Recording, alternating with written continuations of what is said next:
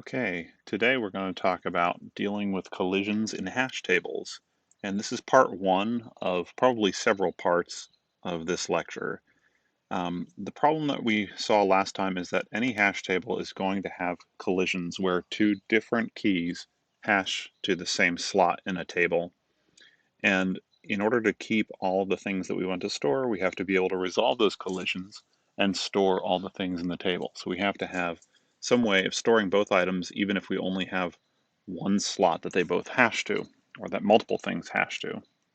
And remember that the reasons that we're guaranteed that collisions will occur is due to the pigeonhole principle, which says that if we have so many slots in a table, like n slots in a table, but we have more than n things to store, then we're going to necessarily have one slot that's going to have more than one item going to hash there. There are two basic methods of resolving collisions, and the first one that we'll talk about today is called separate chaining, and it's fairly simple, so we can talk about it and implement it very quickly. Separate chaining is the idea that at each slot in the table, we have a list of all the items that belong at that slot in the table, a list of those collisions, or a list of the items, the keys that hash to that slot. So we actually do store at each slot all the things that do hash there. And so the hash table itself is actually a table or an array of lists. So each entry in the table is actually a list of some kind. And we'll talk about we'll flesh that out today. The second main way of resolving collisions is called open addressing. And open addressing is kind of an umbrella term which refers to a number of different collision resolution techniques.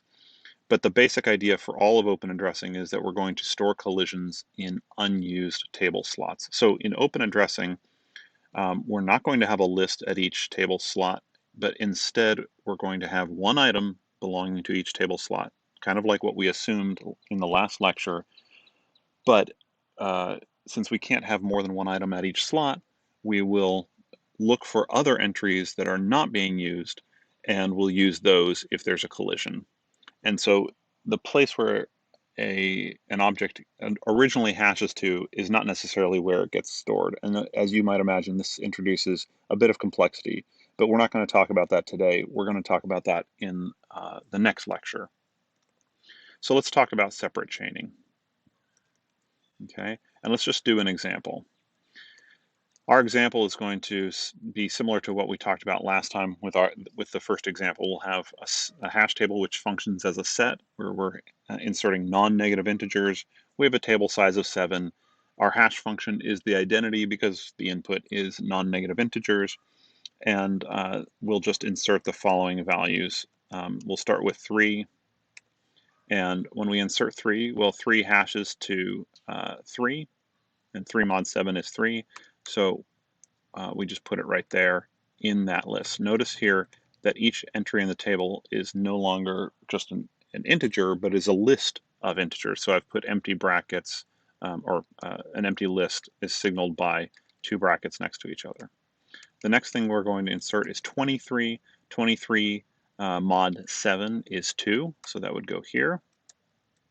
Okay, so now we have empty, empty, list of size 1, list of size 1, empty, empty, empty. Next, we'll insert 24, and I chose these values purposely so that this will cause a collision. 24 mod 7 hashes to 3, so we'll go to index 3 in the table, and it's not already in that list, so we'll put it there. And then go and insert 52. 52 mod 7 is 3 as well, so we'll put that in that list as well. So you can see now, after having inserted all 4 of these items, we have a list with 3 items that collide, and we've stored all 3 items. And the order in which we stored them here is not that important. Each new value, or each new key that we inserted got stored at the back. We could have stored it at the front. That's an implementation detail. But the important thing is that we stored them all, and we stored them all at the index where they hashed. Okay, so it's a fairly simple idea. Let's go ahead and talk about how we might implement this in C++. And I call this implementation ideas because certainly there's a number of other ways that we could handle this besides what I'm presenting here, but sort of the most straightforward ways we might do this are with standard library template types like a vector of lists. And here I have a vector of list of keys, whatever the key type is. So in the above example, that was an unsigned integer. But whatever that type is according to the template that we're building for our hash table. So we could have a vector of lists. Notice that we don't need a table size because the table.size is exactly what we need to store that. So because this is not a naive array. We could also have a vector of vectors, right? Each of those entries in the table could itself be a vector. We could think of this as a ragged array, sometimes called, and it's basically the same as this. It's just that this gives us random access. But for the purposes that we're talking about, these two are roughly equivalent, and one is not necessarily better than the other. Another idea is we might store a vector of vector pointers. Then up here, rather than having empty vectors, we might have null signifying the empty thing, okay? And what's the advantage here? Well, it might be slightly more memory efficient to have a null pointer rather than a vector that is empty as we had earlier. That's not a huge improvement, but it's just another option to consider.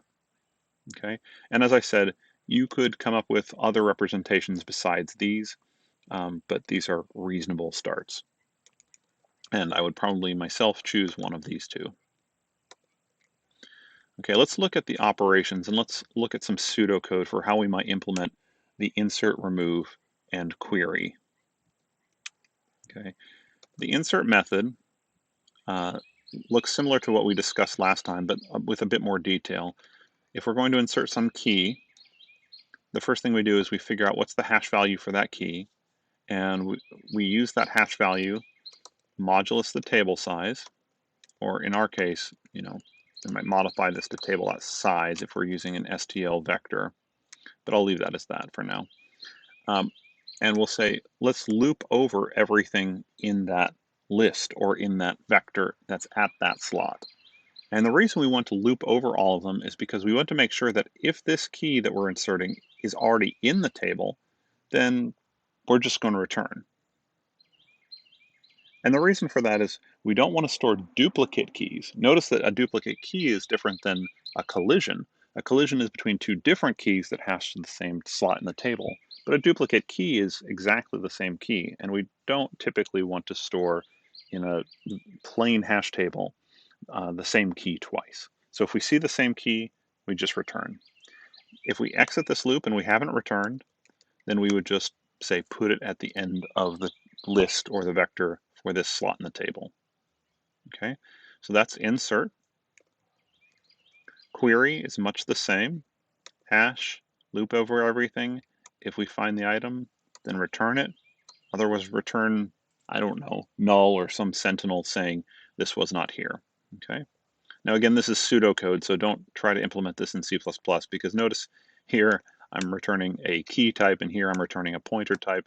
That's really a type error, but I'm just trying to show you the idea here being return the key or return nothing in some way. Okay. If we want to remove, again, we hash, we search over the values or the keys that are at that slot on the table.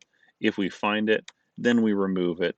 And removing that key from that list or vector depends on whether we're using a list or a vector. But the implementation is basically, table sub h mod table size dot erase that key. Okay. Now, notice the running time for each of these operations is essentially constant if the lists or the vectors at each slot are small, right? Because if the list or vector at each slot is small, then this loop is essentially very short. and we know that the hash function should operate very quickly. So if the table's fairly empty, or if there's nothing in it, then insert should essentially operate in constant time, similar with query and remove. We'll come back to the question of how much time do these operations take in just a minute. But hold on to that idea. Before we talk about that, I want to point out that when we are implementing this hash table, we need to think about the operations that a key type needs to support. So if we're building a hash table of integers or of strings or of people or of images, those are all different key types, and we need to be able to support the ability to do two things. The first, as you can see from each of the functions above, is we needed the hash function, but the second, and of course we talked about that last time, and of course that's pretty obvious from the fact that we're using a hash table, but the second thing that we need to use, or that we need to support, is the operator equal equals. And I point this out because in the past, when we have talked about, say, binary search trees, we did not explicitly assume an operator equal equals. We assumed an operator less than. But here we actually need an operator equal equals, or we need to have an operator less than, or some form that can essentially get us an operator equal equals. Okay, so we need those two operators. Last lecture, we introduced the idea that there were two, what I called catches. And the first catch was that we have to be able to deal with collisions when we do hashes. And we're already dealing with that. We have collision resolution with separate chaining. We see how that works. But the second catch was we needed to be able to determine whether something was actually in the table or if the slot of the table was not being used at all. Okay, so the question is this slot in the table being used or is it not being used? Well, the last time in the last lecture, we pretended in that lecture, or at least we assumed in that lecture, that each table slot contained exactly one object. Under that assumption, you couldn't really tell whether an integer was part of the hash table or not, because it's an integer is an integer. But with separate chaining, suddenly it's very clear whether or not a slot of the table is empty, is being used, or it's not, because the list is either empty or the list is not empty. Okay, and if the table slot is empty, then there's nothing in that slot. Okay, so that resolves the issue of what we call the status of the slot in the hash table, of whether something is there or not. When we talk about open addressing, we'll address this question in a different way. Okay, last thing for today. Here's a quiz for you. Assume that you have a perfect hash function. What do I mean by a perfect hash function? Well, I'm going to take a few seconds and let you think about what that means, and then I'll give my answer.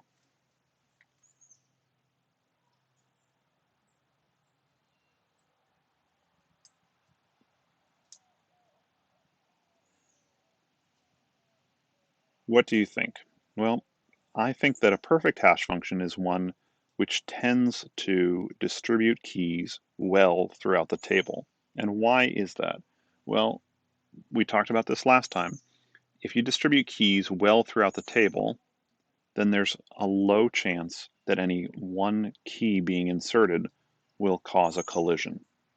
So if we're trying to avoid collisions, then distributing the keys throughout the table fairly uniformly is a good thing for a hash function to do. Okay, so that's just a part of that's not the quiz. That's just an assumption that we want to make for this quiz. If you had a perfect hash function, such as what we just described, here's the quiz. What is the average number of linked list traversals, or objects that you would have to traverse in the linked list, when you're inserting a new item into a table with separate chaining collision resolution and load factor lambda? Now remember, last time we defined lambda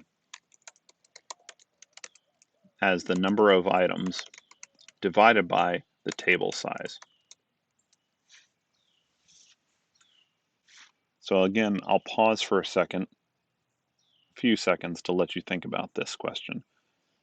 If the load factor is lambda, and we're using separate chaining to resolve our collisions, what do we expect is the number of objects we'll see in a linked list at any insertion for any slot that we happen to insert at?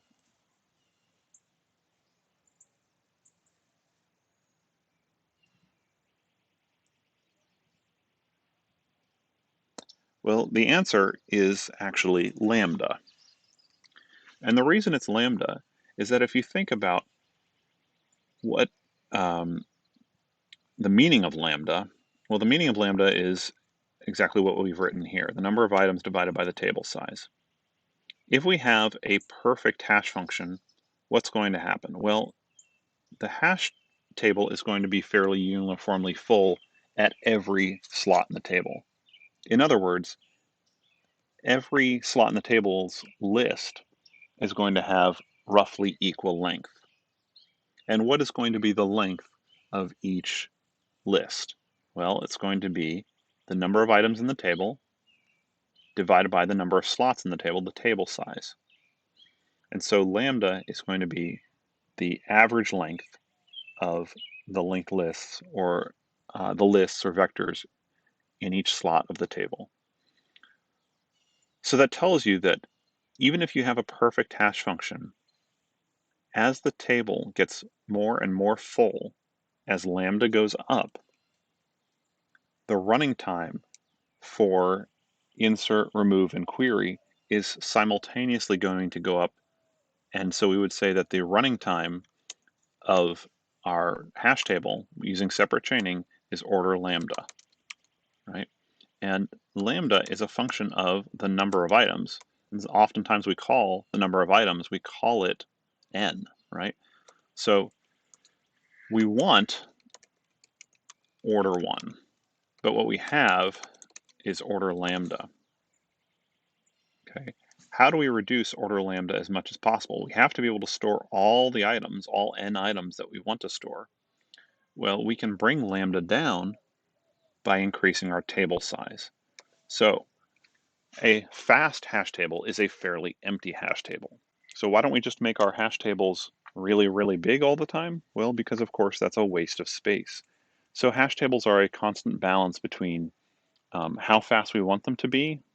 The more memory we use, the theoretically faster they will be, versus wasting memory. We want to make them small so that we only use as much memory as we actually need. Okay, that's all for today, and we'll talk about open addressing for collision resolution next time.